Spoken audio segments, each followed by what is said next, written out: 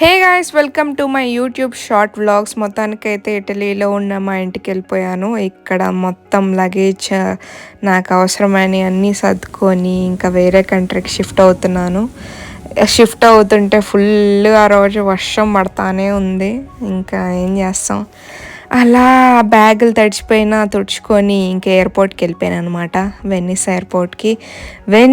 ఎయిర్పోర్ట్లో బ్రేక్ఫాస్ట్ చేసేసి ఇంకా వేరే కంట్రీ ఏదో కాదు, ఎస్తోనియా క్యాపిటల్ అయిన తాలిన్ సిటీలో నేను ఇక్కడ ఉండబోతున్నాను. ఇదే నా టెంపరీ అకామిడేషన్ అనమాట.